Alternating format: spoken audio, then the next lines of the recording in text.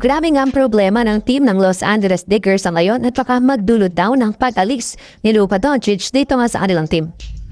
Well, after a great off-season para kay Rob Pelinka at sa team ng Lakers improving their team matapos na umalis ang kanilang mga key players ay ngayon ay may kinakaharap na problema ito ang team ng Los Angeles Lakers.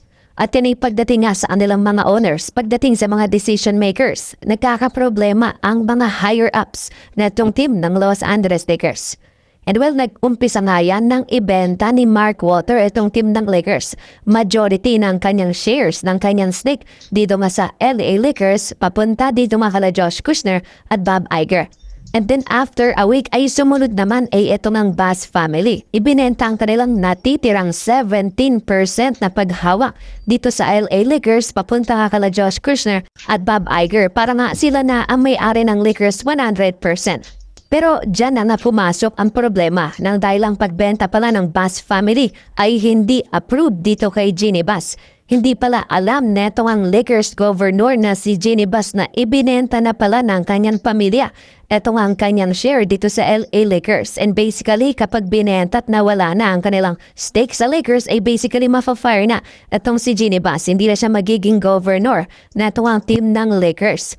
And well, matapos ngang mabalitaan niya ni Jeanie Buss ay agaran nga siyang umapila. At ang kanyang pag-apila ay diretso na sa korte. Nagreklamo at nag-file nga itong si Jeanie Buss ng legal threat and a demand letter nga daw para i-void yung pagbenta or para patigilin at hindi na ituloy yung pagbenta ng kanya mga kapatid sa natitirang 17% nila na pagmamayari sa team ng Lakers.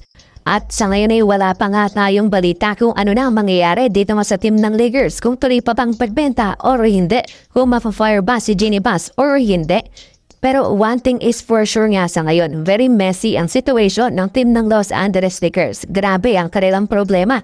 At kapag hindi nga ito nasolusyonan agad, abay for sure maaapektuhan din ang kanilang mga players and possibly baka ma-frustrate itong si Luka Doncic nang dahil nga sa distraction or kaguluhan na dala ng pag-aaway nga ng Buss family regarding nga sa kanilang pagmamayari dito sa team ng Los Angeles Lakers. Nang dahil sigurado yan kapag itong problema ng LA Lakers sila Jeanie Buss at ang kanyang mga kapatid ay nagtuloy hanggang sa season, ay for sure ang mga reporter ay palaging tatanungin itong si Luka Doncic sa sitwasyon nga ito.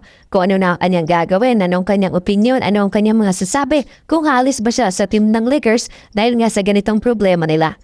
Kaya nga mas maigi na masolusyonan na agad na tawang team ng Los Angeles Lakers ang malaking problema na kanilang kinakarap nang dahil kung magtatagal pa ito ay for sure maaapektuhan din ang kanilang mga players and possibly ang kanilang sa ngayong franchise player na si Luka Doncic.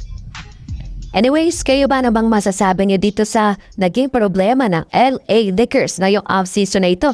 Anong inyong opinion? Komento niyo lamang yan sa ating comment section.